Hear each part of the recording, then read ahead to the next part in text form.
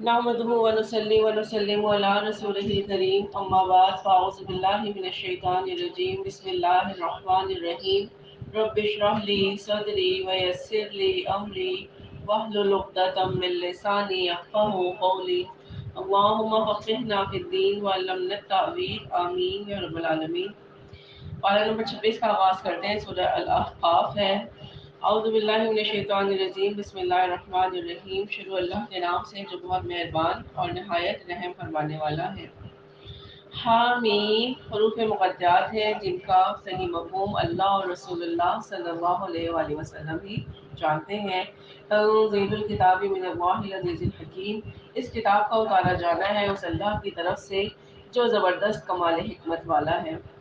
मा खलक़ना समावाति वल अर्ज़ व मा बैनहुमा इल्ला बिल हक़। और हमने नहीं पैदा किया आसमान और ज़मीन को और जो कुछ उन दोनों के माबैन है मगर हक़ के साथ। यानी एक मुस्तहकम निज़ाम और एक बामकसद तख्लीक है। हमने ये सब कुछ बेमकसद पैदा नहीं किया। व अजल मुसम्मा और एक अजल मुअय्यन के लिए या वक्त मुकर्ररा के लिए। वल्लज़ीना कफ़रू अम्मा उनज़िरू मुअरिज़ून। और जिन लोगों ने कुफ्र किया है वो एराज़ कर रहे हैं जिससे उन्हें खबरदार किया जा रहा है। कुल अराइतुम मा तदऊन मिन दूनिल्लाहि अरूनी माज़ा खलक़ू मिनल अर्ज़। ए नबी सल्लल्लाहु अलैहि वसल्लम, इनसे कहिए कि कभी तुमने गौर भी किया है कि जिन्हें तुम अल्लाह के सिवा पुकारते हो मुझे दिखाओ तो सही कि उन्होंने क्या पैदा किया है ज़मीन में। अम लहुम शिरकुन फिस समावात। या उनकी कोई शराकत है आसमानों में, यानी आसमानों की तख्लीक में उनका कोई हिस्सा है। इअतूनी बिकिताबिम मिन क़ब्लि हाज़ा औ असारतिम मिन इल्मिन इन कुंतुम सादिक़ीन। लाओ मेरे पास कोई किताब उससे पहले की या कोई ऐसी रिवायत या दलील जिसकी बुनियाद इल्म पर हो अगर तुम सच्चे हो। यानी अपने माबूदों के बारे में मुझसे किसी इल्हामी सबूत या इल्मी और मंतकी दलील के साथ बात करो। वमन अदल्लु मिम्मन यदउ मिन दूनिल्लाहि मन ला यस्तजीबु लहु इला यौमिल क़ियामा। और उससे बढ़कर जालिम और कौन होगा जो अल्लाह के सिवा उसे पुकारता है जो उसको जवाब ही नहीं दे सकता क़यामत के दिन तक। वो ना तो उनकी दुआओं को सुन सकते हैं और ना ही कबूल कर सकते हैं। वहुम अन दुआइहिम गाफिलून। और वो उनकी दुआ से गाफिल ही है, यानी वो उनके पुकारने से बेखबर है। उन्हें तो पता ही नहीं कि कोई उन्हें पुकार रहा है या उन्हें उनसे कोई दुआ मांग रहा है। वाइज़ा हशरन नासु कानू लहुम आदाअ व कानू बिइबादतिहिम काफिरीन। और जब लोगों को जमा किया जाएगा तो वो उनके दुश्मन बन जाएंगे और उनकी इबादत के मुनकिर होंगे। वइज़ा तुतला अलैहिम आयातुना बिय्यिनातिन क़ालल लज़ीना कफ़रू लिल हक़्क़ि लम्मा जाअहुम हाज़ा सिह्रुम मुबीन। और जब उन्हें पढ़कर सुनाई जाती हैं हमारी आयात बिय्यिनात यानी रोशन आयात तो ये काफिर कहते हैं कि हक़ के बारे में जबकि वो उनके पास आ गया कि ये तो खुला जादू है। अम यक़ूलून इफ्तरा। क्या वो कहते हैं कि उसने इसको घड़ लिया है, यानी नबी करीम सल्लल्लाहु अलैहि वसल्लम ने इसे खुद तस्नीफ कर लिया है। कुल इन इफ्तरैतहु फला तमलिकून ली मिनल्लाहि शैआ। ए नबी सल्लल्लाहु अलैहि वसल्लम, आप इनसे कहिए कि अगर मैंने इसको घड़ लिया है तो तुम मुझे अल्लाह की पकड़ से ज़रा भी बचा नहीं सकते। हुआ आलमु बिमा तुफीज़ूना फ़ीह। वो खूब जानता है जिन बातों में तुम लगे हुए हो, यानी अल्लाह ताला तुम्हारी गुफ्तगू भी सुन रहा है और तुम्हारे दिलों में छुपे हुए ख्यालात से भी आगाह है। कफ़ा बिही शहीदम बैनी व बैनकुम व हुवल गफ़ूरुर रहीम। वो काफ़ी है बतौर गवाह मेरे और तुम्हारे दरमियान और वो खूब बख्शने वाला बहुत रहम फरमाने वाला है। यानी अल्लाह ने मेरे पास वही भेजी है और वो खूब जानता है कि मैं उसका रसूल हूँ। जो भी तुम्हारे इल्ज़ामात हैं वो सब के सब झूठे हैं। कुल मा कुन्तु बिदअम मिनर रुसुल। ए नबी सल्लल्लाहु अलैहि वसल्लम, उनसे ये भी कहिए कि मैं कोई नया रसूल तो नहीं आया। वमा अदरी मा युफ़अलु बी वला बिकुम। और मुझे ये मालूम नहीं कि मेरे साथ क्या मामला किया जाएगा और ना ये कि तुम्हारे साथ क्या मामला किया जाएगा। इससे आखिरत का मामला मुराद नहीं है, क्योंकि आखिरत के बारे में तो नबी करीम सल्लल्लाहु अलैहि वसल्लम को बहुत वाज़ेह तौर पर बता दिया गया था। कब बताया गया था? सूरह ज़ुहा में हम पढ़ चुके हैं, वलल आखिरतु खैरुल लका मिनल ऊला। यानी आपके लिए आखिरत यकीनन दुनिया से बहुत बेहतर होगी। तो इस आयत से मुराद हुज़ूर सल्लल्लाहु अलैहि वसल्लम और मुशरिकीन मक्का के दरमियान जो मराहल जारी थे उनके बारे में बताया गया। जैसे कि हुज़ूर सल्लल्लाहु अलैहि वसल्लम एक उम्मीद लेकर ताइफ तशरीफ़ ले गए थे, लेकिन वहाँ क्या हालात हुए उसके बारे में नबी करीम सल्लल्लाहु अलैहि वसल्लम को कोई खबर पहले से नहीं थी। اس کے علاوہ بھی جتنی بھی سازشیں کی جانی تھی ان کے بارے میں نبی کریم صلی اللہ علیہ وسلم کو وحی کے ذریعے سے آگاہ کیا جاتا تھا، پہلے سے پہلے ان کے پاس کوئی خبر نہیں ہوتی تھی۔ تو نہ ہی میں اپنے بارے میں کوئی جانتا ہوں کہ میرے ساتھ کیا معاملہ ہوگا، اور نہ ہی تمہارے بارے میں۔ ان اتبع الا ما یوحى الی وما انا الا نذیر مبین، میں تو بس اسی کی پیروی کر رہا ہوں جو میری طرف وحی کی جا رہی ہے، اور میں نہیں ہوں مگر ایک کھلا خبردار کرنے والا۔ قل ارأیتم ان کان من عند اللہ وکفرتم بہ، اے نبی صلی اللہ علیہ وسلم ان سے کہیے کیا تم نے سوچا بھی ہے کہ اگر یہ قرآن واقعتاً اللہ کی طرف سے ہوا اور تم نے اس کا انکار کر دیا تو اس کا نتیجہ کیا نکلے گا؟ یعنی تم لوگ مجھے یہ الزام دیتے ہو کہ میں نے یہ خود گھڑ لیا، لیکن جب تمہیں چیلنج دیا گیا کہ اس جیسی کتاب یا صورت یا 10 آیات بنا لاؤ تو تم اس میں ناکام رہے، اس لیے دل سے تم بھی مانتے ہو کہ یہ کتاب انسانی تخلیق نہیں ہے، نہ ہی انسان کی لکھی ہوئی ہے۔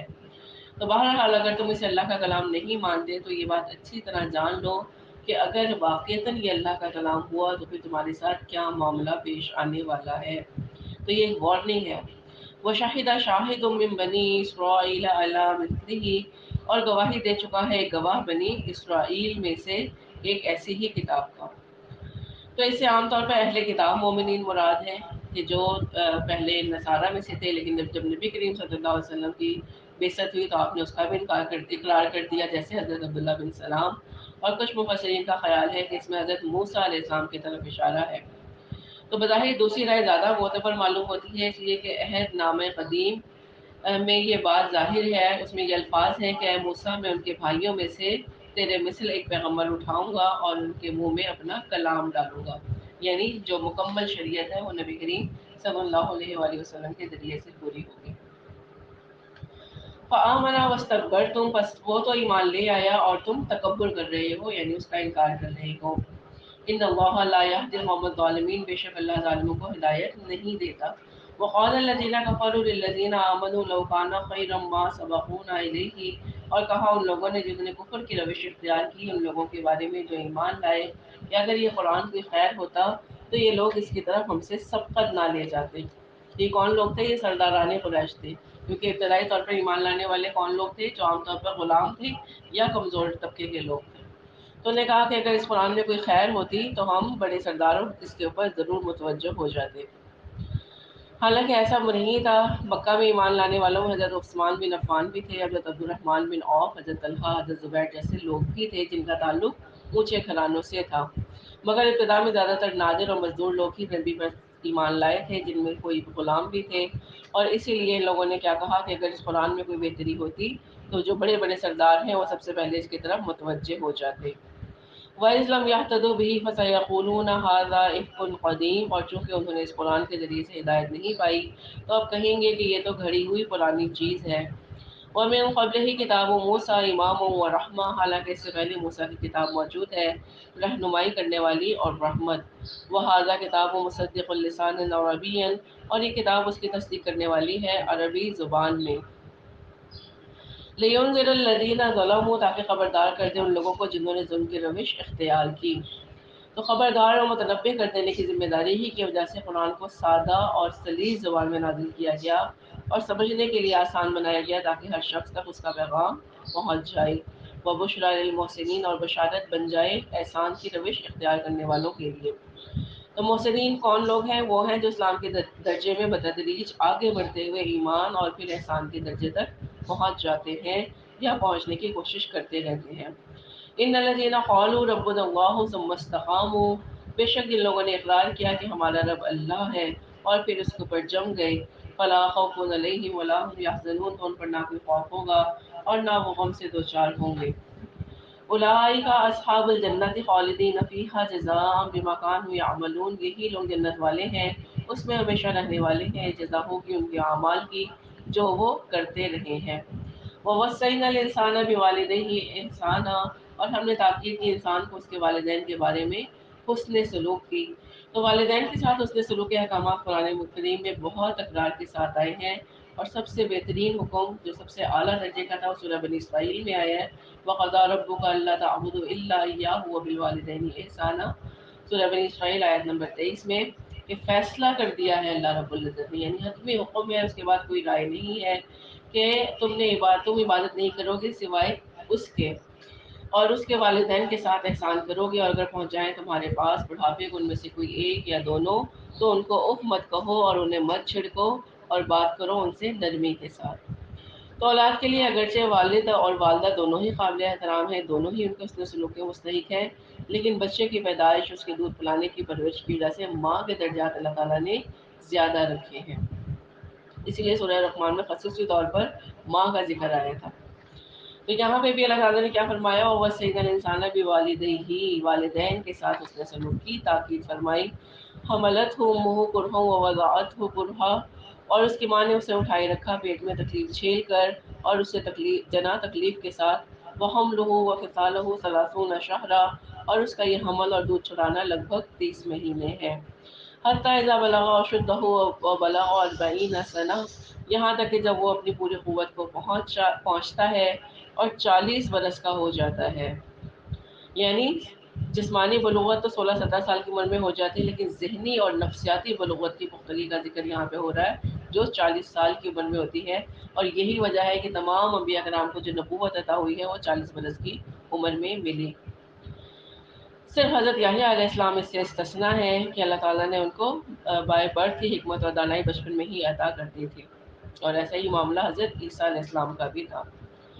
تو جب اللہ تعالیٰ نے فرمایا کہ جب وہ بلوغت کے بعد 40 سال کی عمر کو پہنچتا ہے، قال ربی اوزعنی ان اشکر نعمتک التی انعمت علی وعلی والدی، وہ کہتا ہے کہ میرے پروردگار مجھے توفیق دے کہ میں شکر کر سکوں تیرے انعامات کا جو تو نے مجھ پر اور میرے والدین پر فرمائی، وان اعمل صالحا ترضاہ واصلح لی فی ذریتی، اور یہ کہ میں ایسے اعمال کروں جنہیں تو پسند کرے، اور میرے لیے میری اولاد میں بھی اصلاح فرما دے۔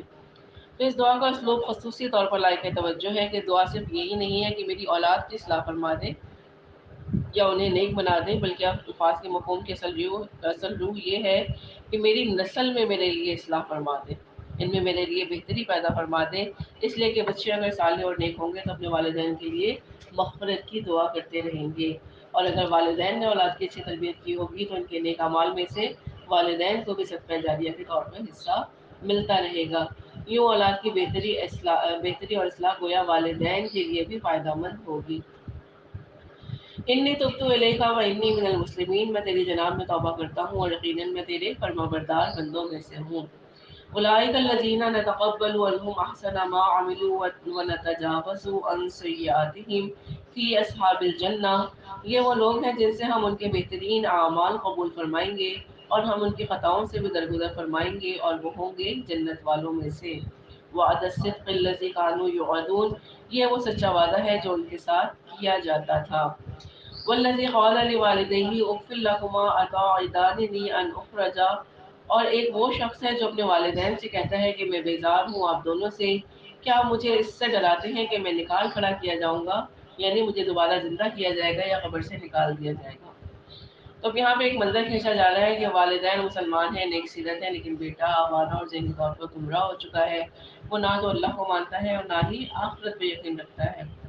تو اپنے والدین کی تو تکاٹ کرتا ہے کہ آپ مجھے ہر وقت حساب کتاب کی دھمکیاں دیتے رہتے ہیں، تو ہے آپ لوگوں پر کہ میں اب ان حقوق کی خود ساختہ تفصیلات سن کر تنگ آ گیا ہوں، اب آپ مجھے مزید سمجھانا چھوڑ دیں، میں کسی آخرت کو نہیں مانتا۔ آج بھی اس طرح کے معاملات ہمارے مشاہدے میں ہیں، اللہ تعالیٰ ہم سب کی اولاد کو اس فتنے سے حفاظت عطا فرمائے۔ وقد خلت القرون من قبلی، حالانکہ مجھ سے پہلے کتنی ہی نسلیں گزر چکی ہیں، یہ اس بچے کا ہی قول ہے، یعنی اب تک نسل در نسل کروڑوں اربوں لوگ اس دنیا سے آئے اور چلے گئے، ان میں سے آج تک تو کوئی دوبارہ نہ اٹھا۔ وَهُمَا يَسْتَغِيثَانِ اللَّهَ وَيْلَكَ آمِنْ إِنَّ وعد اللَّهِ حق، اور وہ دونوں اللہ کی دہائی دے کر کہتے ہیں بربادی ہو تیری، ایمان لے آ، یقیناً اللہ کا وعدہ سچا ہے۔ فَيَقُولُ مَا هَٰذَا إِلَّا أَسَاطِيرُ الْأَوَّلِينَ، لیکن وہ کہتا ہے یہ کچھ نہیں مگر پہلے لوگوں کی کہانیاں ہیں، یہ دوبارہ زندہ ہونے اور آخرت کی باتیں بس فرضی کہانی ہیں جو پچھلے زمانے سے سینہ بہ سینہ چلی آ رہی ہیں۔ اولئک الذین حق علیہم القول، یہ وہ لوگ ہیں جن پر اللہ کی بات صادق آئی، یعنی ایسے لوگ اللہ کے کلمہ عذاب کے مستحق ہو چکے ہیں۔ فی امم قد خلت من قبلہم من الجن والانس، اور یہ بھی شامل کر دیے گئے ان قوموں میں جو ان سے پہلے گزر چکی، جنوں میں سے بھی اور انسانوں میں سے بھی۔ انہم کانوا خاسرین، یقیناً یہی لوگ ہیں خسارہ پانے والے۔ تو جس طرح کی سوچ اور جس طرح کے خیالات اور اسی طرح کا انجام، سب ایک جیسے لوگوں کا، چاہے وہ کسی بھی دور سے تعلق رکھتے ہوں۔ وَلِكُلٍّ دَرَجَاتٌ مِّمَّا عَمِلُوا، اور ہر ایک کے لیے درجے اور مقامات ہوں گے ان کے اعمال کے اعتبار سے، لِيُوَفِّيَهُمْ أَعْمَالَهُمْ وَهُمْ لَا يُظْلَمُونَ، تاکہ وہ پورا پورا دے انہیں ان کے اعمال کا بدلہ اور ان پر کوئی ظلم نہیں ہوگا۔ وَيَوْمَ يُعْرَضُ الَّذِينَ كَفَرُوا عَلَى النَّارِ، اور جس دن یہ کافر پیش کیے جائیں گے آگ پر، اذهبتم طیباتکم فی حیاتکم الدنیا واستمتعتم بها، اس وقت ان سے کہا جائے گا کہ تم اپنے حصے کی اچھی چیزیں اپنی دنیا کی زندگی میں لے چکے اور ان سے تم نے خوب فائدہ اٹھا لیا، یعنی دنیا میں تم خوب عیش کر چکے، حلال و آرام کی تمیز سے بالا تر ہو کر تم نے وہاں بڑے مزے اڑائے۔ فَالْيَوْمَ تُجْزَوْنَ عَذَابَ الْهُونِ بِمَا كُنتُمْ تَسْتَكْبِرُونَ فِي الْأَرْضِ بِغَيْرِ الْحَقِّ وَبِمَا كُنتُمْ تَفْسُقُونَ، تو آج تمہیں ذلت کا عذاب دیا جائے گا اس وجہ سے، اس تکبر کی وجہ سے جو تم زمین میں ناحق کرتے رہے ہو، اور ان نافرمانیوں کے سبب جو کہ تم کرتے رہے ہو۔ وَاذْكُرْ أَخَا عَادٍ، اور تذکرہ کیجیے قوم عاد کے بھائی ہود کا، اذ انذر قومه بالاحقاف، جب اس نے خبر کیا اپنی قوم کو احقاف میں، وقد خلت النذر من بین یدیہ ومن خلفہ، اور اس سے پہلے بھی اور اس کے بعد بھی بہت سے خبردار کرنے والے گزر چکے، یعنی ان سے پہلے بھی کئی خبردار کرنے والے گزر گئے اور ان کے بعد بھی آتے رہیں گے، اور وہ آتے رہے جن کا ذکر ہم پچھلے باتوں میں پڑھ چکے ہیں۔ اللہ تعبدوا الا اللہ، یہ ان کی دعوت تھی کہ مت عبادت کرو کسی کے سوائے اللہ کے، انی اخاف علیکم عذاب یوم عظیم، مجھے اندیشہ ہے کہ تم پر ایک بڑے دن کے عذاب کا۔ قالوا وجئتنا لتعفکنا عن آلہتنا، انہوں نے کہا کیا تم ہمارے پاس اس لیے آئے ہو کہ ہمیں بہکا کر ہمارے معبودوں سے برگشتہ کر دو، یعنی ہمیں بے معبودوں سے گمراہ کر دو۔ فَأْتِنَا بِمَا تَعِدُنَا إِن كُنتَ مِنَ الصَّادِقِينَ، تو جس عذاب کی تم ہمیں دھمکی دے رہے ہو وہ ہم پر لے آؤ اگر تم واقعی سچے ہو۔ قَالَ إِنَّمَا الْعِلْمُ عِندَ اللَّهِ، اس نے کہا کہ اس کا علم تو اللہ ہی کے پاس ہے، یعنی اللہ ہی یہ جانتا ہے کہ وہ عذاب کو کب اور کس صورت میں لے کر آئے گا، مجھے اس بارے میں کوئی علم نہیں ہے۔ وَأُبَلِّغُكُم مَّا أُرْسِلْتُ بِهِ، میں تو تمہیں پہنچا رہا ہوں وہ پیغام جو اس نے مجھے دے کر بھیجا ہے، میری ذمہ داری تم تک صرف اللہ کا پیغام پہنچا دینا ہے۔ وَلَكِنِّي أَرَاكُمْ قَوْمًا تَجْهَلُونَ، لیکن میں دیکھ رہا ہوں کہ تم لوگ بالکل جہالت کی روش اختیار کر رہے ہو، یعنی تمہاری جہالت کی انتہا ہے کہ تم یہ باتیں سننے کے بجائے ان پر غور کرنے کے تم ان کی نفی کر رہے ہو۔ فَلَمَّا رَأَوْهُ عَارِضًا مُسْتَقْبِلَ أَوْدِيَتِهِمْ، پھر جب انہوں نے اس عذاب کو دیکھا بادلوں کی صورت میں اپنی وادیوں کی طرف بڑھتے ہوئے، قَالُوا هَٰذَا عَارِضٌ مُمْطِرُنَا، تو انہوں نے کہا کہ یہ تو بادل ہے جو ہم کو سیراب کرنے والا ہے، یعنی وہ اسے دیکھ کر خوشیاں منانے لگے کہ اب بارش ہوگی اور جلد تل ہو جائے گا۔ بل ہوا مستعجلتم بہ، نہیں بلکہ یہ تو وہ شے ہے جس کے بارے میں تم نے جلدی مچا رکھی تھی، یعنی تم لوگ خود ہی کہتے تھے نا کہ لے آؤ ہم پر عذاب، اگر لا سکتے تو دیکھ لو اب وہ عذاب آ گیا۔ ریح فیہا عذاب علیم، یہ وہ چکر ہے یا وہ ہوا ہے جس میں بہت دردناک عذاب ہے۔ اور یہ کیسی ہوا تھی جو ہم سورہ الحاقہ میں آگے پڑھیں گے اور پہلے صورتوں میں بھی پڑھ کے آئے ہیں کہ اللہ نے ان پر مسلط کیے رکھا ان پر 7 راتیں اور 8 دن نیست و نابود کر دینے کے لیے، بس تم دیکھتے ہو اس قوم کو اس میں پچھڑے ہوئے جیسے گری ہوئی کھجور کے تنے، تو یہ 7 دن اور 8 راتیں ہوا ان کے اوپر مسلسل چلتی رہی اور ان کو اٹھا کر پٹک لیتی تھی، چاہے کوئی کسی غار میں ہی کیوں نہیں پناہ لیے ہو۔ تو یہ عذاب کی ایک صورت تھی جو ان کے اوپر اللہ تعالیٰ نے مسلسل طاری کیے رکھا۔ اللہ تعالیٰ ہم سب کو اس طرح کے عذابات سے اور ان سارے نظریات سے جن کی وجہ سے عذابات نازل ہوئے، ان سارے بدعمان سے بچنے کی توفیق عطا فرمائے، آمین۔ تدمر کل شیء بامر ربها، تباہ و برباد کرتا ہے ہر شے کو اپنے رب کے حکم سے۔ تو دمن کے معنی میں کسی درخت کو جڑ سے اکھاڑ پھینکنے کا مفہوم ہے، چونکہ وہ بڑے قد آور لوگ تھے اس لیے ان کے لیے یہ لفظ استعمال کیا کہ اللہ تعالیٰ نے ان کو یوں بنا دیا جیسے کھجور کے کھوکھلے تنے۔ فَأَصْبَحُوا لَا يُرَىٰ إِلَّا مَسَاكِنُهُمْ، پھر وہ ایسے ہو گئے کہ کچھ نظر نہیں آ رہا تھا سوائے ان کے خالی گھروں کے، یعنی ان کے عالیشان گھر اور بڑی بڑی حویلیاں تو نظر آ رہی تھی لیکن اس میں بسنے والے مقیم کوئی بھی موجود نہیں تھا۔ كَذَٰلِكَ نَجْزِي الْقَوْمَ الْمُجْرِمِينَ، اسی طرح ہم بدلہ دیا کرتے ہیں مجرموں کی قوم کو۔ وَلَقَدْ مَكَّنَّاهُمْ فِي مَاءٍ مَّكَّنَّاكُمْ فِيهِ، اور ہم نے جو تمکن انہیں دیا تھا ایسا تمکن ہم نے تمہیں نہیں دیا، یعنی یہ قریش مکہ سے خطاب ہے کہ جو طاقت اور شان و شوکت قوم عاد کو عطا ہوئی اور جو وسائل انہیں میسر تھے تمہارے پاس ان لوگوں کے مقابلے میں کچھ بھی موجود نہیں ہے۔ وجعلنا لهم سمعا وابصارا وافئدہ، اور ہم نے انہیں کان، آنکھیں اور دل یا آنکھیں عطا کیے تھے. فما اغنى عنهم سمعهم ولا ابصارهم ولا افئدتهم من شيء، تو ان کے کچھ بھی کام نہ آئے، ان کے کان نہ ان کی آنکھیں اور نہ ہی ان کے دل یا ان کی بصیرتیں. اس قانو یشهدون بآیات اللہ وحاق بهم ما كانوا به یستہزئون، جبکہ وہ انکار ہی کرتے رہے اللہ کی آیات کا، اور ان کو گھیر لیا اس چیز نے جس کا وہ مذاق اڑایا کرتے تھے. وَلَقَدْ أَهْلَكْنَا مَا حَوْلَكُم مِّنَ الْقُرَىٰ، اور ہم نے ہلاک کیا بہت سی ایسی بستیوں کو جو تمہارے ارد گرد آباد تھیں. وَصَرَّفْنَا الْآيَاتِ لَعَلَّهُمْ يَرْجِعُونَ، اور ہم نے پھیر پھیر کر ان کو اپنی آیات سنائی تاکہ وہ رجوع کریں. فَلَوْلَا نَصَرَهُمُ الَّذِينَ اتَّخَذُوا مِن دُونِ اللَّهِ قُرْبَانًا آلِهَةً، تو کیوں نہ مدد کی ان ہستیوں نے جن کو انہوں نے اللہ کے سوا معبود بنا رکھا تھا، تقرب اللہ کا ذریعہ سمجھتے ہوئے. یعنی ان کا خیال تھا کہ ان کے معبود انہیں اللہ کے قریب کرنے کا ذریعہ بنیں گے اور ہر مشکل گھڑی میں ان کی مدد کریں گے. بل ضلوا عنہم، بلکہ وہ سب تو ان سے گم ہو گئے. وذالک افکہم وما کانوا یفترون، اور یہ تھا ان کا جھوٹ اور جو کچھ وہ افترا کر رہے تھے. وَإِصْرَفْنَا إِلَيْكَ نَفَرًا مِّنَ الْجِنِّ يَسْتَمِعُونَ الْقُرْآنَ، اور اے نبی صلی اللہ علیہ وآلہ وسلم، جب ہم نے آپ کی طرف متوجہ کر دیا جنات کی جماعت کو کہ وہ قرآن سننے لگے. تو یہ اس واقعے کا ذکر ہے جو رسول اللہ صلی اللہ علیہ وآلہ وسلم کا اس وقت پیش آیا جب آپ طائف سے واپسی کے سفر کے دوران ایک مقام پر آپ نے قیام کیا. وہ ایام نبی کریم صلی اللہ علیہ وسلم کے لیے بہت سخت تھے. ایک طرف آپ اہل طائف کے رویے کی وجہ سے دل گرفتہ تھے، تو دوسری طرف مکہ واپس جانے کے لیے بھی حالات سازگار نہیں تھے. اس صورتحال میں آپ نے چند دن وادی نخلا میں قیام فرمایا. وہاں ایک دن آپ صلی اللہ علیہ وسلم فجر کی نماز ادا فرما رہے تھے کہ جنوں کی ایک جماعت کا ادھر سے گزر ہوا. اس نماز میں حضور صلی اللہ علیہ وسلم امام تھے اور آپ کے آزاد کردہ غلام اور منہ بولے بیٹے حضرت زید بن حارثہ رضی اللہ عنہ مقتدی تھے. یعنی ان کے علاوہ، ان دو کے علاوہ اور کوئی وہاں موجود نہیں تھا. وادی کی کھلی فضا، فجر کا وقت اور اللہ کے رسول صلی اللہ علیہ وآلہ وسلم کی زبان اطہر سے قرآن الفجر کی طویل قرات قریب سے گزرتے ہوئے جنات ٹھٹک کر رہ گئے. آپ صلی اللہ علیہ وسلم قرآن پڑھتے رہے اور وہ سنتے رہے. قرات ختم ہوئی تو ان جنات کی دنیا بدل چکی تھی. وہ سب کے سب ایمان لے آئے، بلکہ واپس جا کر انہوں نے اپنی قوم میں فوراً تبلیغ بھی شروع کر دی. تو جنات کا یہ واقعہ ہمارے لیے اس لحاظ سے لائق عبرت ہے کہ جنات نے ایک ہی مرتبہ قرآن سنا اور نہ صرف وہ ایمان لے آئے بلکہ قرآن کے داعی اور مبلغ بھی بن گئے. لیکن ہم بار بار قرآن سنتے ہیں اور ہر بار گویا ایک کان سے سن کر دوسرے سے نکال دیتے ہیں. نہ تو قرآن ہمارے دلوں میں اترتا ہے اور نہ ہی ہماری زندگی میں کوئی تبدیلی آتی ہے.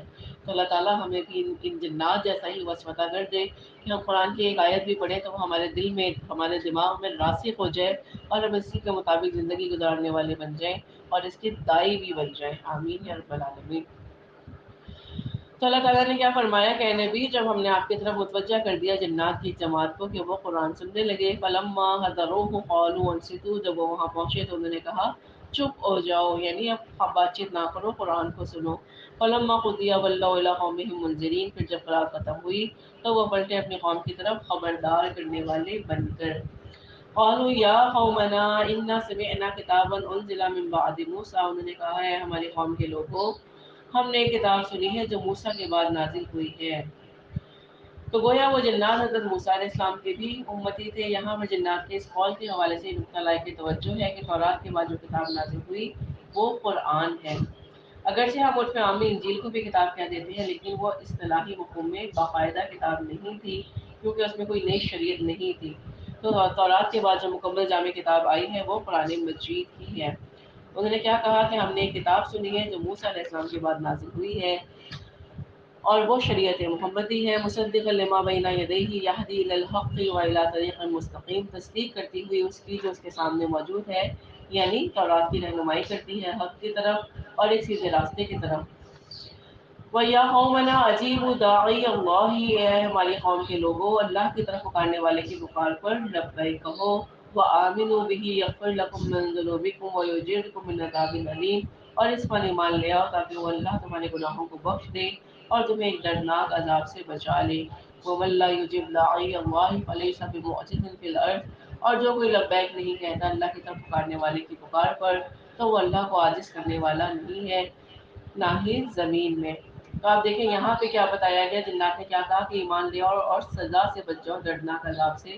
تو کچھ لوگوں کا جو یہ عقیدہ ہے کہ جنت یا جہنم میں صرف انسان ہی ہوں گے، ان کا رد بہت سی آیات میں بھی ہے اور اس میں بھی ہے کہ اللہ تعالیٰ نے جب کہہ دیا کہ میں جہنم کو جنوں اور انسانوں سے بھر دوں گا، تو جنت میں بھی جنات اور انسان ہوں گے۔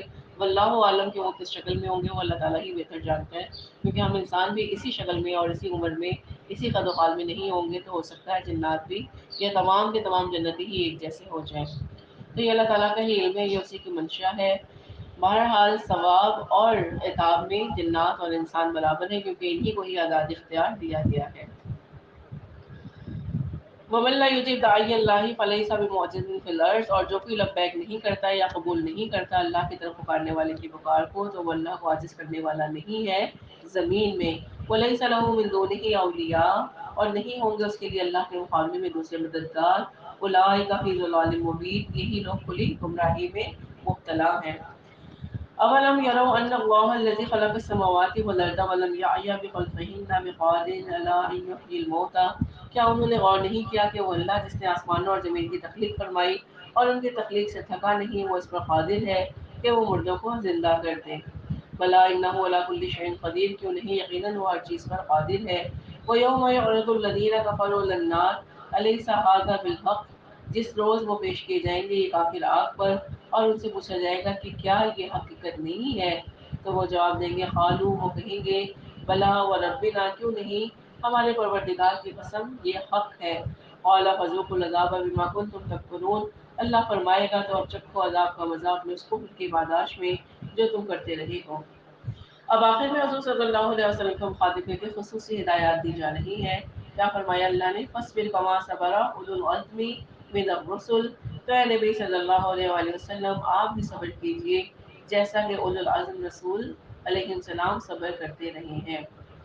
تو اولو العزم من الرسل کے بارے میں عام رائے یہ ہے کہ ان سے مراد وہ 5 پیغمبر ہیں جن کا ذکر سورہ شورى میں بھی گزر چکا ہے، اور وہ کون سے ہیں؟ حضرت نوح علیہ السلام، حضرت ابراہیم، حضرت موسیٰ، حضرت عیسیٰ اور خود نبی کریم صلی اللہ علیہ وآلہ وسلم۔ فلا تستعجل لهم، اور ان کے لیے جلدی نہ کیجیے۔ کس بارے میں جلدی نہ کریں؟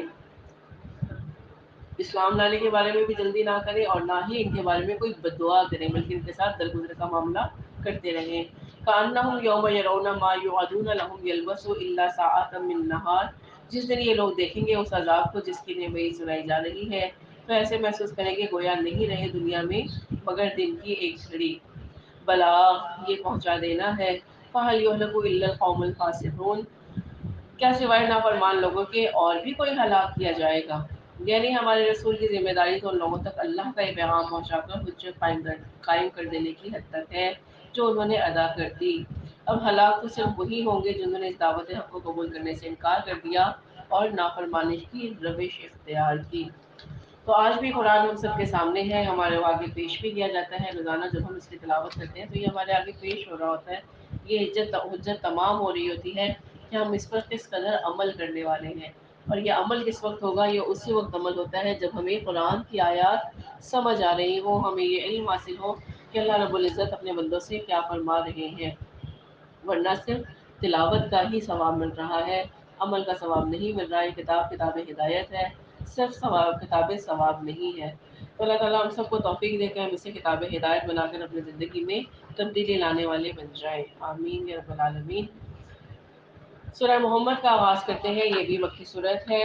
بسم اللہ الرحمن الرحیم، شروع اللہ کے نام سے جو بہت مہربان اور نہایت رحم فرمانے والا ہے۔ تو منافقین کی طرف سے جو منفی پروپیگنڈے ہو رہے تھے، اسی ماحول میں سورہ محمد نازل ہوئی۔ اسلوب کے اعتبار سے یہ سورت پورے قرآن میں بالکل منفرد ہے۔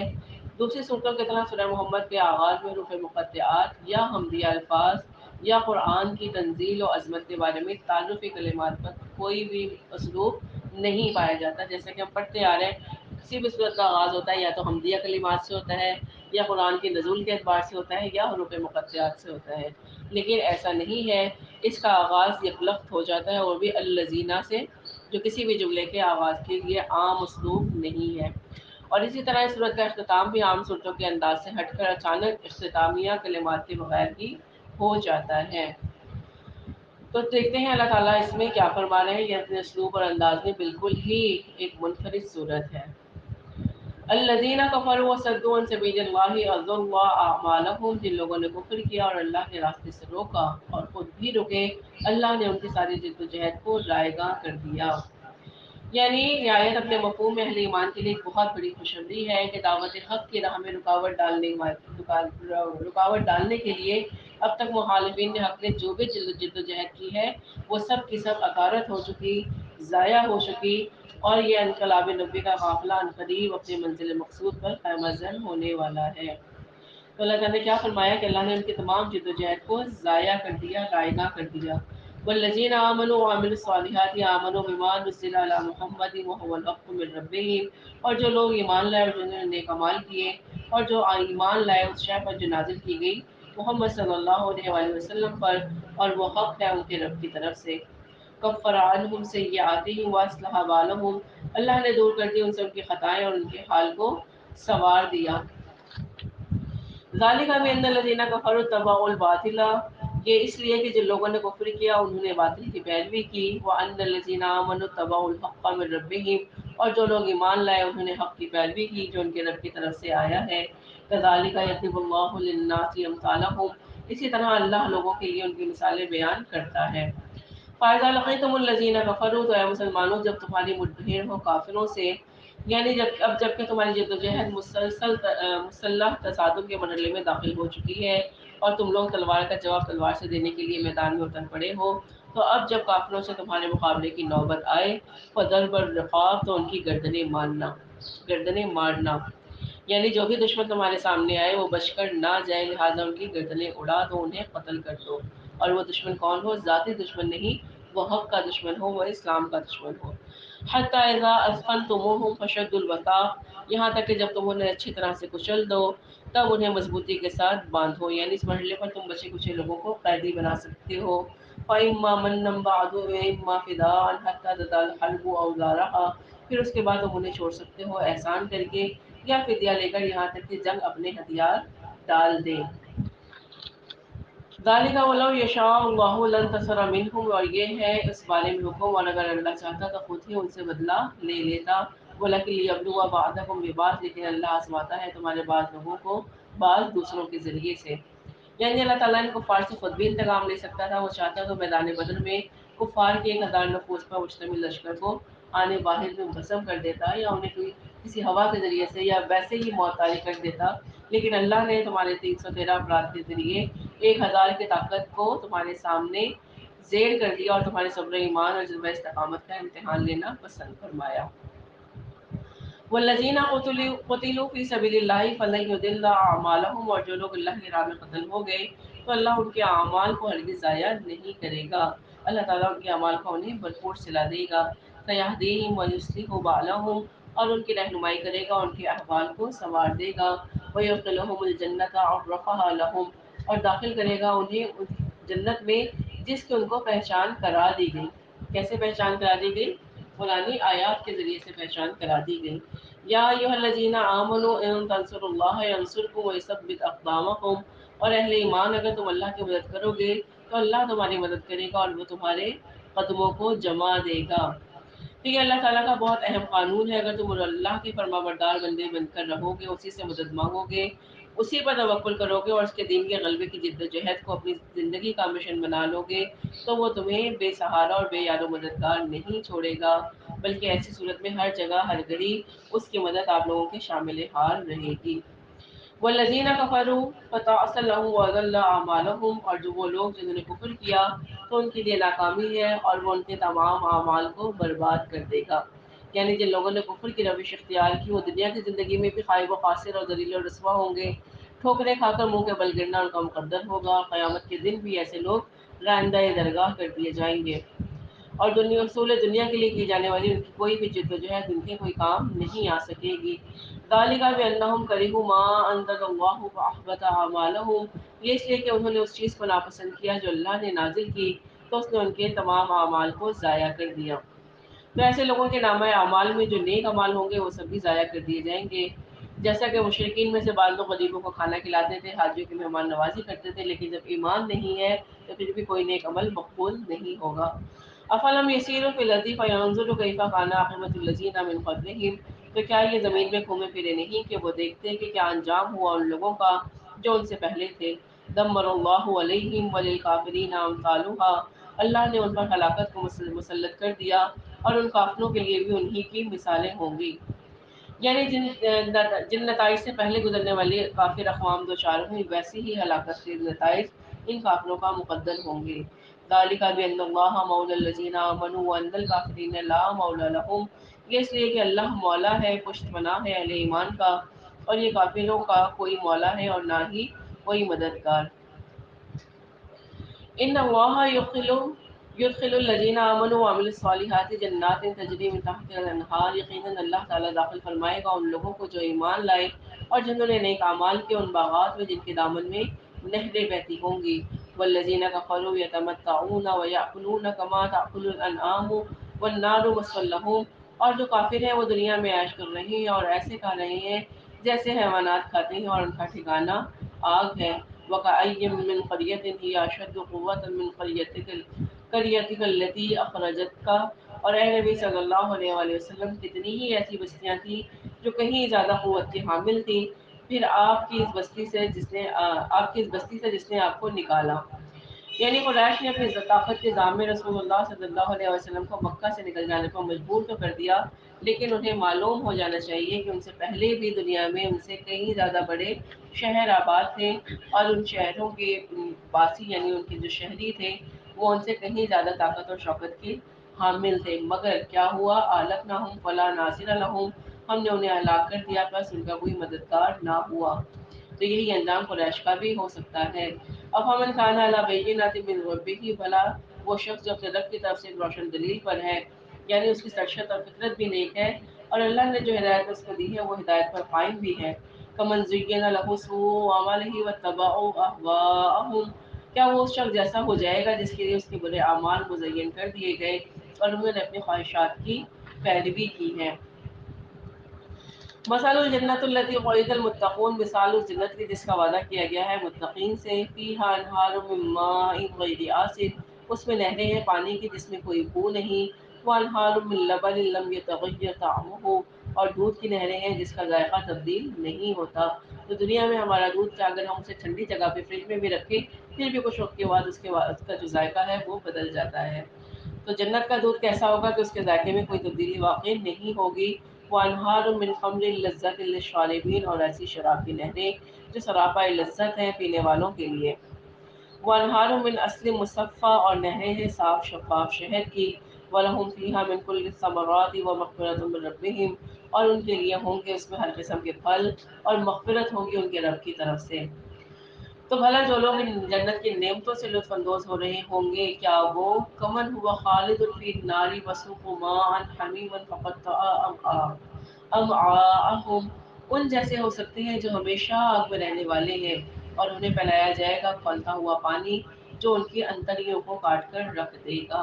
استغفر اللہ۔ ومنہم من یستمع الیک، اور اے نبی صلی اللہ علیہ وآلہ وسلم ان میں کچھ لوگ ایسے بھی ہیں جو آپ کی بات کو بڑی توجہ سے سنتے ہیں۔ حتی اذا خرجوا من عندک قالوا للذین اوتوا العلم ماذا قال آنفا، یہاں تک کہ جب وہ آپ کے پاس سے نکل کر باہر جاتے ہیں تو لوگوں سے پوچھتے ہیں جنہیں علم دیا گیا ہے کہ ابھی انہوں نے یعنی محمد صلی اللہ علیہ وسلم نے کیا کہا تھا۔ یعنی آج حضور صلی اللہ علیہ وسلم نے یہ جو ایک نئی بات کہہ دی کہ ہمیں جنگ کے لیے تیار ہونا ہے اور قریش کے تجارتی قافلوں کا تعاقب کرنا ہے، یہ بات ہماری سمجھ میں نہیں آئی۔ تو اوت العلم سے مراد یہاں اہل ایمان بھی ہو سکتے ہیں اور اہل کتاب یہودی بھی ہو سکتے ہیں۔ یعنی منافقین یہ بات ان مسلمانوں سے پوچھتے جنہیں وہ زیادہ سمجھدار سمجھتے تھے، یا یہ کہ یہی بات وہ لوگ یہودیوں سے جا کر پوچھتے جنہیں اس کتاب کا علم دیا گیا تھا کہ جو ہمیں سنایا جا رہا ہے کیا یہ واقعی سچ ہے۔ اولئک الذین طبع اللہ علی قلوبہم واتبعوا اہواءہم، یہ وہ لوگ ہیں جن کے دلوں پر اللہ نے مہر لگا دی اور وہ اپنی خواہشات کی پیروی کر رہے ہیں۔ یعنی جدال و قتال کے تصور سے ان کے دلوں کی گھبراہٹ اور اظہار و قربانی کی باتوں کو قبول کرنے سے ان کی ہچکچاہٹ دراصل اس منافقت کی علامت ہے جو ان کے دلوں میں پیدا ہو چکی ہے۔ والذین اہتدوا زادہم ہدی وآتاہم تقواہم، اور وہ لوگ جو ہدایت پر ہیں اللہ نے ان کی ہدایت میں اور اضافہ کر دیا ہے اور انہیں ان کے حصے کا تقوی عطا فرمایا، یعنی جو اہل ایمان ہیں ان کے جوش ایمانی، ذوق شہادت اور تقوی میں مزید اضافہ ہو گیا۔ فَهَلْ يَنظُرُونَ إِلَّا السَّاعَةَ أَن تَأْتِيَهُم بَغْتَةً فَقَدْ جَاءَ أَشْرَاطُهَا، تو یہ لوگ اب کس چیز کے منتظر ہیں سوائے قیامت کے کہ وہ آ دھمکے ان پر اچانک، بس اس کی علامات تو ظاہر ہو چکی۔ تو قیامت کی سب سے بڑی نشانی تو خود محمد صلی اللہ علیہ وسلم کی بعثت ہے کہ آپ آخری رسول ہیں۔ ایک موقع پر آپ صلی اللہ علیہ وسلم نے اپنی 2 انگلیوں کو آپس میں ملا کر فرمایا، وَإِذْ وَنَا وَالسَّاعَةُ كَهَاتَيْنِ، میں اور قیامت ان 2 انگلیوں کی مانند جڑے ہوئے بھیجے گئے ہیں۔ تو ظاہر ہے کہ جب آپ آخری نبی ہیں تو آپ کے بعد آپ قیامت ہی کو آنا ہے۔ اور ابو امامہ باہلی سے روایت ہے کہ رسول اللہ صلی اللہ علیہ وسلم نے ارشاد فرمایا کہ انا آخر الانبیاء وانتم آخر الامم، میں آخری نبی ہوں اور تم آخری امت ہو، یعنی اس کے بعد اب کوئی امت نہیں آئے گی بلکہ قیامت قائم ہوگی۔ فَأَنَّ لَهُمْ إِذَا جَاءَتْهُمْ ذِكْرَاهُمْ، تو جب وہ ان پر آدھمکے گی تو اس وقت ان کی نصیحت حاصل کرنا کس کام کا ہوگا۔ فَعَلَمْ أَنَّهُ لَا إِلَهَ إِلَّا اللَّهُ فَاسْتَغْفِرْ لِذَنبِكَ، بس جان لو کہ اللہ کے سوا کوئی معبود نہیں اور اپنی خطاؤں کے لیے اللہ تعالیٰ سے استغفار کرو۔ وَيَقُولُ الَّذِينَ آمَنُوا لَوْلَا نُزِّلَتْ سورہ، اور یہ لوگ جو ایمان کے دعوے دار ہیں کہتے ہیں کہ قتال کے بارے میں کوئی صورت نازل کیوں نہیں ہوئی۔ فَإِذَا أُنزِلَتْ سُورَةٌ مُحْكَمَةٌ وَذُكِرَ فِيهَا الْقِتَالُ، اور جب ایک محکم صورت نازل کر دی گئی اور اس میں قتال کا حکم آ گیا، یعنی یہ سورہ محمد ہے اور اس سورت کا نام سورہ قتال بھی ہے، اسی آیت سے ماخوذ ہے کہ جب یہ سورت نازل ہو گئی اور قتال کا حکم آ گیا، رَأَيْتَ الَّذِينَ فِي قُلُوبِهِم مَرَضٌ يَنظُرُونَ إِلَيْكَ نَظَرَ الْمَغْشِيِّ عَلَيْهِ مِنَ الْمَوْتِ، تو اب آپ دیکھیں گے کہ ان لوگوں کے جن کے دلوں میں روگ ہے کہ یہ لوگ آپ کی طرف ایسے دیکھیں گے جیسے وہ شخص دیکھتا ہے جس پر موت کی غشی طاری ہو رہی ہے۔ فَأَوْلَىٰ لَهُمْ، تو بربادی ہے ان کے لیے۔ تو دراصل یہ لوگ قتال سے جی چراتے ہیں۔ قبل ازیں اپنے بچاؤ کے لیے ان کی دلیل یہ تھی کہ اس بارے میں اللہ کو کوئی واضح حکم نازل نہیں ہوا، لیکن اب جب حکم نازل ہو گیا ہے تو جب انہیں یہ آیت پڑھ کے سنائی گئی تو ان کے چہرے پر موت کی غشی جیسی تاریکی چھا رہی ہے اور ان کے لیے یہ دلیل ختم ہو گئی۔ طاعت و قول معروف، اطاعت لازم ہے اور کوئی بھلی بات کہی جا سکتی ہے۔ فَإِذَا عَزْمَ الْأَمْرُ فَلَوْ صَدَقُوا اللَّهَ لَكَانَ خَيْرًا لَهُمْ، تو جب کوئی فیصلہ طے پا جائے تو پھر اگر وہ اللہ سے اپنے ایمان کے وعدے میں سچے ثابت ہوں تبھی ان کے لیے بہتری ہے۔ فَهَلْ عَسَيْتُمْ إِن تَوَلَّيْتُمْ أَن تُفْسِدُوا فِي الْأَرْضِ وَتُقَطِّعُوا أَرْحَامَكُمْ، بس تم سے اس کے سوا کچھ بھی متوقع نہیں ہے کہ اگر تم لوگوں کو حکومت مل جائے تو تم زمین میں فساد مچاؤ گے اور اپنے رحمی رشتوں کو کاٹو گے۔ اولئک الذین لعنہم اللہ فاصمہم واعمی ابصارہم، یہ وہ لوگ ہیں جن پر اللہ نے لعنت کی ہے، بس ان کے کانوں کو بہرا اور ان کی نگاہوں کو اندھا کر دیا ہے۔ افلا یتدبرون القرآن ام علی قلوب اقفالها، کیا یہ لوگ قرآن پر تدبر نہیں کرتے یا ان کے دلوں پر کفر پڑ چکے ہیں، یعنی ان کے دلوں پر تالے لگ گئے ہیں۔ ان الذین ارتدوا علی ادبارہم من بعد ما تبین لهم الہدی الشیطان سول لهم واملی لهم، یقیناً وہ لوگ جو پھر گئے اپنی پیٹھوں کے بل اس کے بعد کہ ان پر ہدایت واضح ہو چکی، شیطان نے ان کے لیے آسان کر دیا اور انہیں لمبی لمبی امیدیں دلائیں۔ ذالک بانہم قالوا للذین کرہوا ما نزل اللہ سنطیعکم فی بعض الامر واللہ یعلم اسرارکم، یہ اس لیے ہوا کہ انہوں نے ان لوگوں سے جنہیں اللہ کا نازل کیا ہوا قرآن ناپسند ہے کہا کہ ہم بعض امور میں تمہاری اطاعت جاری رکھیں گے، اللہ کو ان کی خفیہ باتوں کا خوب علم ہے۔ فکیف اذا توفتہم الملائکۃ یضربون وجوہہم وادبارہم، تو کیا حال ہوگا ان کا اس وقت جب فرشتے ان کی جانیں قبض کریں گے ضربے لگاتے ہوئے ان کے چہروں پر اور ان کی پیٹھوں پر۔ ذالک بانہم اتبعوا ما اسخط اللہ، یہ اس لیے ہوا کہ انہوں نے پیروی کی اس چیز کی جو اللہ کو ناراض کرنے والی ہے۔ وَكَرِهُوا رِضْوَانَهُ فَأَحْبَطَ أَعْمَالَهُمْ، اور انہوں نے ناپسند کیا اس کی رضا کو تو اس نے ان کے تمام اعمال اکادت کر دیے۔ تو قتال کے اس مرحلے پر ان لوگوں کا، منافقوں کا نفاق کھل کر سامنے آ گیا، چنانچہ اللہ تعالیٰ نے مسجد نبوی میں رسول اللہ صلی اللہ علیہ وسلم کی اقتداء میں پڑھی گئی نمازوں کا بھی اثر اور اس کا اجر ان کے لیے ہمیشہ کے لیے ضائع کر دیا۔ ام حسب الذین فی قلوبہم مرض ان لن یخرج اللہ اضغانہم، کیا سمجھ رکھا تھا ان لوگوں نے جن کے دلوں میں روگ ہے کہ اللہ ان کے کھوٹ کو ظاہر نہیں کرے گا، یعنی ان کا تو یہی خیال تھا کہ ان کے دوغلے پن کے بارے میں کسی کو خبر نہیں ہوگی اور ان کے سینوں کی کھوٹ یا ان کا نفاق بے نقاب نہیں ہوگا، لیکن اللہ کا ارادہ ان کے نفاق کو ظاہر کرنا ہی تھا۔ وَلَوْ نَشَاءُ لَرَأَيْنَاكَهُمْ فَلَعَرَفْتَهُمْ بِسِیمَاهُمْ، اور اگر ہم چاہیں تو آپ کو یہ لوگ دکھا دیں اس طرح کہ آپ ان کے چہروں سے انہیں پہچان لیں۔ یعنی انسان کے دل کی کیفیت کا عکس اس کے چہرے پر عیاں ہوتا ہے، چنانچہ صادق الامین لوگ بھی پہچانے جاتے ہیں اور منافق کے چہرے کی شناخت تو چھپ ہی نہیں سکتی۔ وَلَتَعْرِفَنَّهُمْ فِي لَحْنِ الْقَوْلِ، اور آپ انہیں لازماً پہچان لیں گے ان کی گفتگو کے انداز سے۔ تو چہرے کی طرح انسان کی گفتگو کا انداز بھی انسان کے دل کی کیفیت کی خمازی کرتا ہے، اور ایک سچے اور کھرے انسان کی گفتگو اور ایک منافق شخص کی گفتگو کے اطوار و انداز میں زمین آسمان کا فرق ہوتا ہے۔ تو اللہ نے کیا فرمایا کہ کوئی کشٹوری کیفیت میں ان کی بات چیت سنی جائے تو انسان ان کے نفاق کو جان لیتا ہے۔ واللہ یعلم اعمالکم، اور اللہ تمہارے اعمال کو خوب جانتا ہے۔ وَلَنَبْلُوَنَّكُمْ حَتَّى نَعْلَمَ الْمُجَاهِدِينَ مِنْكُمْ وَالصَّابِرِينَ وَنَبْلُوَ أَخْبَارَكُمْ، اور ہم تمہیں لازماً آزمائیں گے یہاں تک کہ ہم ظاہر کر دیں انہیں جو تم سے جہاد کرنے والے اور صبر کرنے والے ہیں، اور ہم پوری تحقیق کر لیں تمہارے حالات کی۔ اللہ کے علم تو قدیم ہے، اس سے کوئی بھی چیز پوشیدہ نہیں ہے۔ ان الفاظ کو ان مسلمانوں کے لیے بتایا گیا کہ مسلمانوں کے اوپر ان کو ظاہر کر دیا جائے گا کہ کون مجاہدین ہیں، کون صبر کرنے والے ہیں۔ اللہ تعالیٰ ان کی خبریں تم پر عیاں کرتے ہیں۔ ان الذين كفروا وصدوا عن سبيل الله وشاقوا الرسول من بعد ما تبين لهم الهدى لن يضروا الله شيئا وسيحبط اعمالهم، یقیناً وہ لوگ جنہوں نے کفر کیا اور جو روکتے ہیں دوسروں کو اللہ کے راستے سے اور وہ رسول کی مخالفت میں سرگرم رہے اس کے بعد کہ ان کے لیے ہدایت واضح ہو چکی تھی، وہ اللہ کا کچھ بھی بگاڑ نہیں سکیں گے اور وہ ان کے اعمال کو اکادت کر دے گا۔ یا ایھا الذین آمنوا اطیعوا اللہ واطیعوا الرسول ولا تبطلوا اعمالکم، اے اہل ایمان تم لوگ اللہ کی اطاعت کرو اور رسول کی اطاعت کرو اور کہیں اپنے اعمال ضائع نہ کر بیٹھنا۔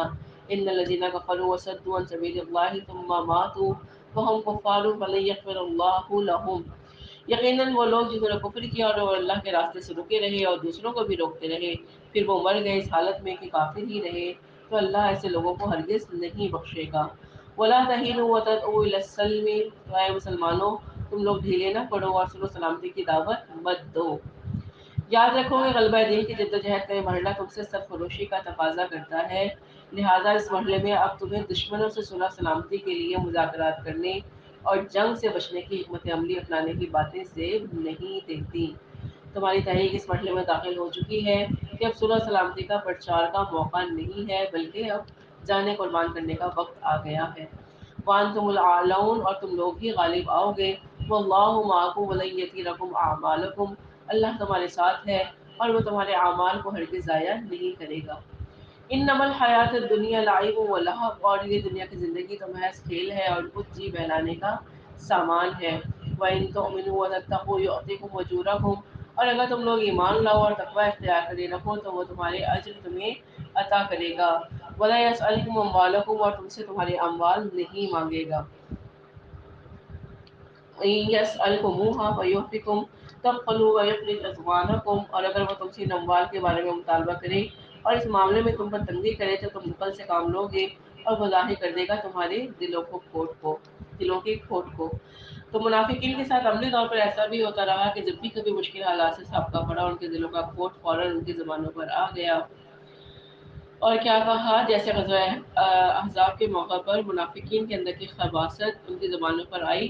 کیا الفاظ تھے؟ سورہ احزاب میں ہم پڑھ چکے ہیں، ما وعدنا اللہ ورسولہ الا غرورا، سورہ احزاب 12 میں، کہ اللہ اور اس کے رسول نے تو ہمیں دھوکہ دیا، یعنی ہمیں مستقبل کے بارے میں سبق دکھائے تھے، وہ جھوٹے خواب تھے، حالانکہ ایسا نہیں ہے۔ اللہ کی مدد نہیں آئی، اللہ کی مدد آ گئی اور ہم سب پڑھ چکے ہیں کہ وہ فتح یاب ہوئے۔ ہاں انتم ہؤلاء تدعون لتنفقوا فی سبیل اللہ، تم وہ لوگ ہو کہ تمہیں بلایا جا رہا ہے کہ تم اللہ کی راہ میں خرچ کرو۔ فمنکم من یبخل ومن یبخل فانما یبخل عن نفسہ، بس تم میں سے کوئی وہ بھی ہے جو بخل سے کام لیتا ہے اور کوئی بھی بخل کرتا ہے تو وہ اپنے لیے ہی بخل کرتا ہے۔ تو اللہ کی طرف سے مسلسل تقریب کے باوجود جو لوگ نفاق فی سبیل اللہ سے جی چراتے ہیں انہیں معلوم ہونا چاہیے کہ اس معاملے میں بخل کر کے وہ کسی اور کا نہیں بلکہ اپنا ہی نقصان کر رہے ہیں۔ واللہ الغنی وانتم الفقراء، اور اللہ غنی ہے اور تم ہی محتاج ہو۔ اللہ غنی ہے، بے نیاز ہے، اسے کسی چیز کی ضرورت نہیں ہے، وہ صرف تمہارے امتحان کے لیے تم سے کہتا ہے کہ اللہ کی راہ میں خرچ کرو۔ اور تمہارے وہ صدقات کو شرف قبولیت دیتا ہے اور پھر اس کو بڑھا چڑھا کر تمہیں واپس لوٹا دیتا ہے۔ اللہ کو تمہارے صدقات کی ضرورت نہیں ہے۔ وَإِن تَتَوَلَّوْا يَسْتَبْدِلْ قَوْمًا غَيْرَكُمْ ثُمَّ لَا يَكُونُوا أَمْثَالَكُمْ، اور اگر تم پیٹ پھیر لو گے تو وہ تمہیں ہٹا کر کسی اور قوم کو لے آئے گا، پھر وہ تمہاری طرح نہیں ہوں گے۔ تو یہ دو ٹوک اور فیصلہ کن انداز ہے کہ ایسا ہو کر رہے گا۔ اس حکم کا اطلاق ان لوگوں پر بھی ہوگا جنہوں نے اللہ اور رسول کی مائیت میں رہتے ہوئے منافقت کی بنا پر پیٹھ موڑ لی تھی۔ تو ظاہر ہے وہ لوگ جب اس آیت کا مصداق بنے تو اللہ تعالیٰ نے انہیں راندہ درگاہ کر دیا اور ان کی جگہ نبی کریم صلی اللہ علیہ وسلم کے لیے سچے جانثار اہل ایمان ساتھی فراہم کر دیے۔ سورہ فتح کا آغاز کرتے ہیں اور اس کا تعارف بھی دیکھ لیں۔ سورہ فتح صلح حدیبیہ کے بعد فوراً نازل ہوئی۔ غزوہ احزاب 5 ہجری کے بعد رسول اللہ صلی اللہ علیہ وسلم نے صحابہ کرام کو مخاطب کر کے فرما دیا تھا لن تعزوکم قریش بعد عامکم ھذا ولکنکم تغزونہم، کہ اب قریش میں تم پر چڑھائی کرنے کے لیے دم نہیں رہا، آئندہ تم لوگ ان پر چڑھائی کرو گے۔ یعنی غزوہ احزاب میں قریش نے مسلمانوں پر چڑھائی کی تھی، لیکن اب جو صلح حدیبیہ ہو رہی ہے، سورہ فتح ہو رہی ہے، سورہ فتح جس کی شان میں نازل ہوئی تو اس میں خبر دے دی گئی تھی کہ مسلمان غالب آئیں گے، اور 6 ہجری میں نبی کریم صلی اللہ علیہ وسلم نے عمرے کا ارادہ فرمایا تو 1400 صحابہ کے ساتھ اور بعض روایات کے مطابق 1800 صحابہ کرام آپ کے ساتھ عمرہ کرنے کے لیے تیار ہو گئے۔ چنانچہ آپ صلی اللہ علیہ وسلم صحابہ کرام کے ساتھ حالت احرام میں سفر کرتے ہوئے حدیبیہ کے مقام پر پہنچ گئے۔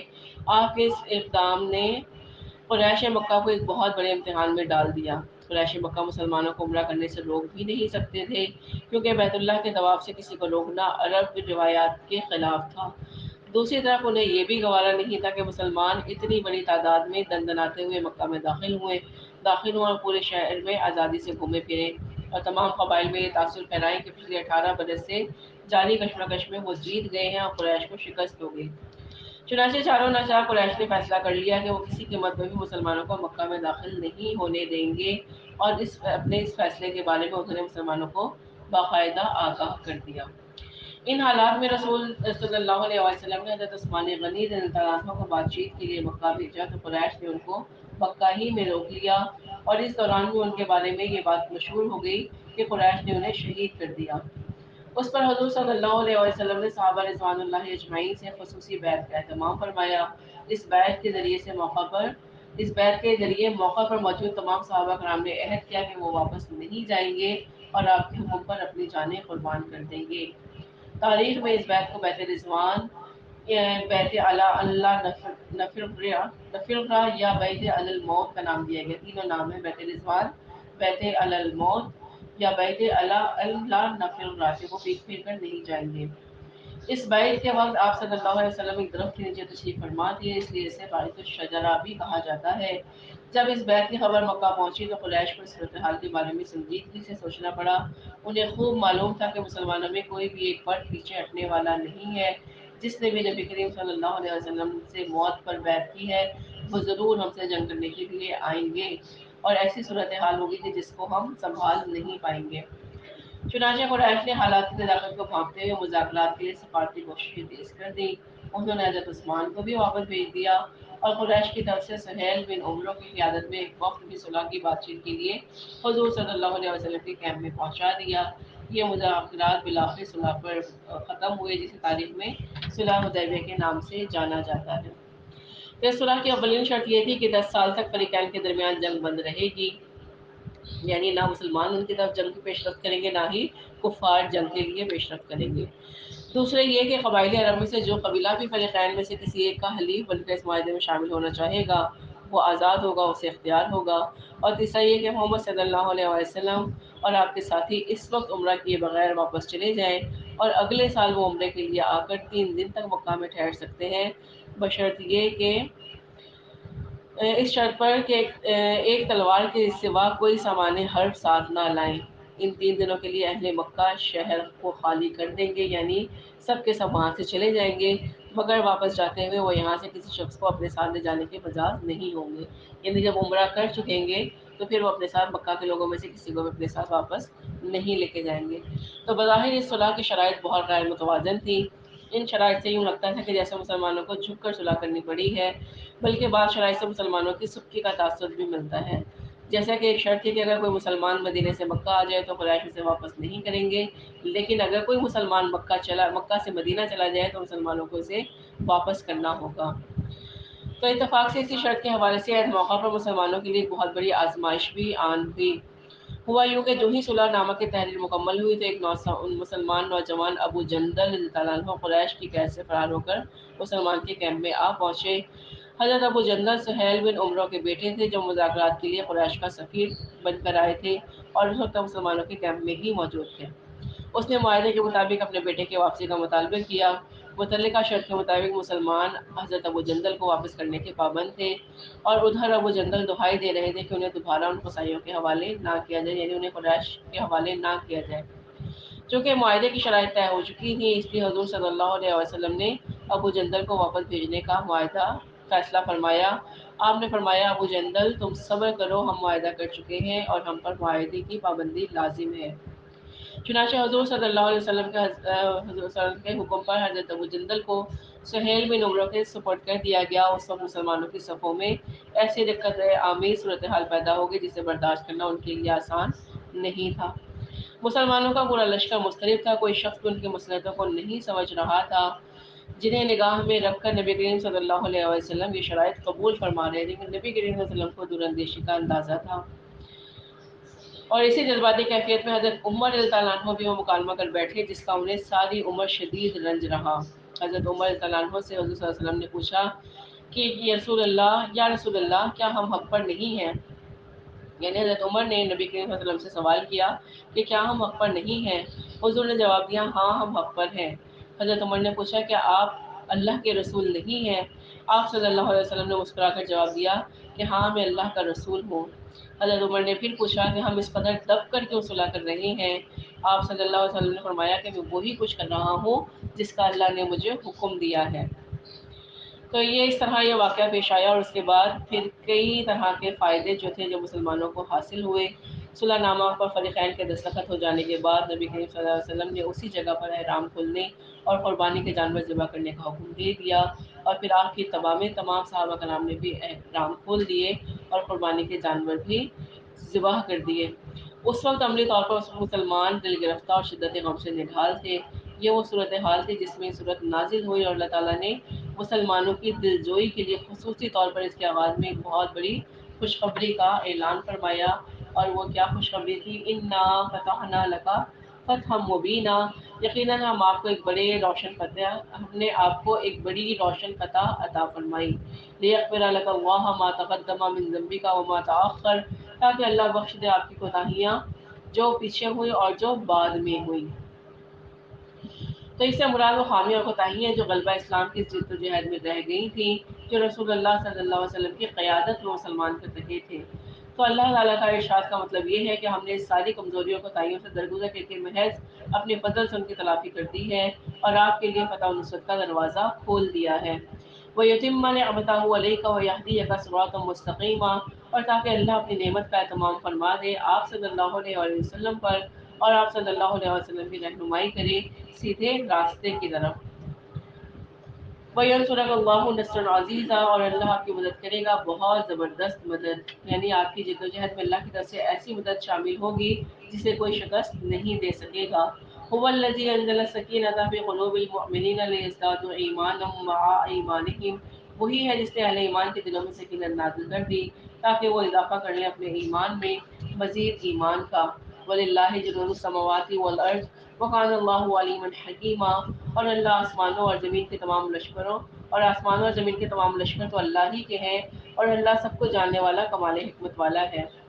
لِيَدْخِلَ الْمُؤْمِنِينَ وَالْمُؤْمِنَاتِ جَنَّاتٍ تَجْرِي مِن تَحْتِهَا الْأَنْهَارُ خَالِدِينَ فِيهَا وَيُكَفِّرَ عَنْهُمْ سَيِّئَاتِهِمْ، تاکہ وہ داخل کرے اہل ایمان مردوں اور عورتوں کو ان باغات میں جن کے دامن میں ندیاں بہتی ہوں گی، جن میں وہ ہمیشہ رہیں گے، اور دور کر دیں ان سے ان کی برائیوں کو۔ وَكَانَ ذَلِكَ عِندَ اللَّهِ فَوْزًا عَظِيمًا، اور یہی ہے اللہ کے نزدیک بڑی کامیابی۔ وَيُعَذِّبُ الْمُنَافِقِينَ وَالْمُنَافِقَاتِ وَالْمُشْرِكِينَ وَالْمُشْرِكَاتِ الظَّانِّينَ بِاللَّهِ ظَنَّ السَّوْءِ، اور تاکہ اللہ سزا دے منافق مردوں اور منافق عورتوں کو، اور مشرک مردوں اور مشرک عورتوں کو جو اللہ کے بارے میں بہت برے گمان رکھتے ہیں۔ علیہم دائرۃ السوء، انہیں پر مسلط ہے برائی کا دائرہ، یعنی برائی کے پھیر میں وہ خود ہی آ گئے ہیں۔ وغضب اللہ علیہم ولعنہم وأعد لهم جہنم وساءت مصیرا، اور اللہ ان پر غضبناک ہوا اس نے ان پر لعنت فرمائی ہے اور ان کے لیے جہنم تیار کر رکھی ہے اور وہ بہت بری جگہ ہے لوٹنے کی۔ وَلِلَّهِ جُنُودُ السَّمَاوَاتِ وَالْأَرْضِ وَكَانَ اللَّهُ عَزِيزًا حَكِيمًا، اور آسمانوں اور زمین کے لشکر کل کے کل اللہ ہی کے اختیار میں ہے اور اللہ زبردست ہے، کمال حکمت والا ہے۔ انا ارسلناک شاہدا ومبشرا ونذیرا، اور اے نبی صلی اللہ علیہ وآلہ وسلم ہم نے آپ کو بھیجا ہے گواہی دینے والا اور بشارت دینے والا اور خبردار کرنے والا، لتؤمنوا باللہ ورسولہ وتعزروہ وتوقروہ، تاکہ اے مسلمانوں تم ایمان رکھو اللہ اور اس کے رسول پر اور رسول کی مدد کرو اور اس کی تعظیم کرو، وتسبحوہ بکرۃ واصیلا، اور تاکہ تم اللہ کی تسبیح کرو صبح اور شام کے وقت۔ ان الذین یبایعونک انما یبایعون اللہ، اے نبی صلی اللہ علیہ وآلہ وسلم یقیناً وہ لوگ جو آپ سے بیعت کر رہے ہیں وہ حقیقت میں اللہ سے بیعت کر رہے ہیں۔ وَيَدُ اللَّهِ فَوْقَ أَيْدِيهِمْ، ان کے ہاتھوں کے اوپر اللہ کا ہاتھ ہے۔ اس بیعت کے اندر گویا تین ہاتھ ہیں، رسول اللہ کا ہاتھ، بیعت کرنے والے کا ہاتھ اور اللہ کا ہاتھ۔ فَمَن نَكَثَ فَإِنَّمَا يَنكُثُ عَلَى نَفْسِهِ، تو جو اب کوئی اس کو توڑے گا تو اس کو توڑنے کا وبال اپنے اوپر ہی لے گا۔ وَمَنْ أَوْفَىٰ بِمَا عَاهَدَ عَلَيْهِ اللَّهُ فَسَيُؤْتِيهِ أَجْرًا عَظِيمًا، اور جو کوئی پورا کرے گا اس معاہدے کو جو وہ اللہ سے کر رہا ہے تو وہ اسے عظیم اجر عطا فرمائے گا۔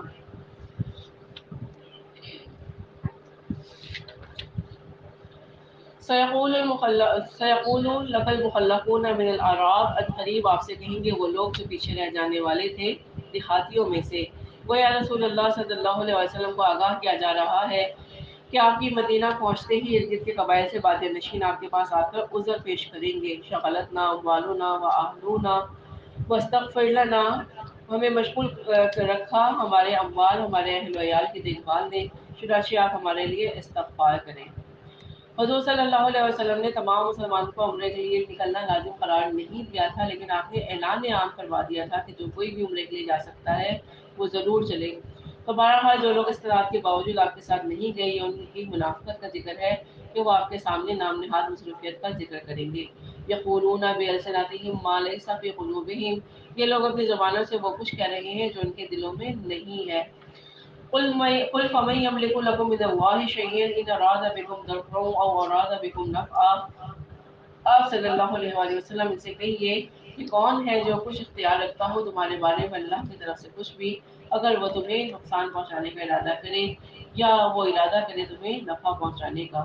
تو اللہ تعالیٰ کا تمہارے بارے میں نفع یا نقصان کا جو بھی ارادہ ہو تمہاری کسی بھی تدبیر سے نہیں بدل سکتا۔ اپنے گھروں میں رہ کر تم اللہ کی تقدیر کو نہیں بدل سکتے۔ اگر تمہارے گھروں میں کوئی خیر آنا تھی تو وہ تمہاری عدم موجودگی میں بھی آ سکتی تھی، اور اگر کوئی شر تمہارے مقدر میں لکھا تھا وہ تمہاری موجودگی میں بھی آ کر رہے گا، لہٰذا ہمارے ساتھ نہ جانے کے جواب تمہارے سب دلائل بے معنی اور فضول ہیں۔ بل کان اللہ بما تعملون خبیرا، بلکہ جو کچھ تم کرتے رہے ہو اللہ اس سے باخبر ہے۔ اب وہ بات بتائی جا رہی ہے جو اصل میں ان کے دلوں میں تھی۔ بل ظننتم ان لن ينقلب الرسول والمؤمنون الى اهلهم ابدا، بلکہ تم لوگوں نے یہ گمان کیا تھا کہ اب رسول اور اہل ایمان اپنے گھروں کو کبھی بھی واپس لوٹ کر نہیں آئیں گے۔ یعنی تمہارا یہ خیال تھا کہ ان کا دماغ چل گیا کہ قریش کی طرف جا رہی ہے، خود چل کر موت کے منہ میں جا رہے ہیں اور یہ قریش مکہ انہیں جیتے جی کبھی واپس نہیں آنے دیں گے۔ وزین ذالک فی قلوبکم وظننتم ظن السوء، اور یہ بات تمہارے دلوں میں خوشنما بنا دی گئی اور تم نے بہت برا گمان کیا۔ وکنتم قوما بورا، اور تم ہو ہی تباہ ہونے والے لوگ۔ ومن لم یؤمن باللہ ورسولہ فإنا اعتدنا للکافرین سعیرا، اور جو کوئی اللہ اور اس کے رسول پر ایمان نہ رکھے تو ہم نے ان کافروں کے لیے جہنم تیار کر رکھی ہے۔ وَلِلَّهِ مُلْكُ السَّمَاوَاتِ وَالْأَرْضِ، اور آسمانوں اور زمین کی بادشاہی اللہ ہی کے لیے ہے۔ یغفر لمن یشاء ویعذب من یشاء، وہ بخشے گا جس کو چاہے گا اور عذاب دے گا جس کو چاہے گا۔ وَكَانَ اللَّهُ غَفُورًا رَحِيمًا، اور اللہ بہت بخشنے والا نہایت رحم کرنے والا ہے۔ سيقول المخلفون اذا انطلقتم الى مغانم لتأخذوها ذرونا نتبعكم، اے مسلمانوں ان قریب یہی پیچھے رہنے والے کہیں گے جب تم لوگ غنیمتیں حاصل کرنے کے لیے جاؤ گے کہ ہمیں بھی اجازت دیجیے کہ ہم آپ کے ساتھ چلیں۔ یریدون ان یبدلوا کلام اللہ، یہ چاہتے ہیں کہ اللہ کے کلام کو تبدیل کر دیں۔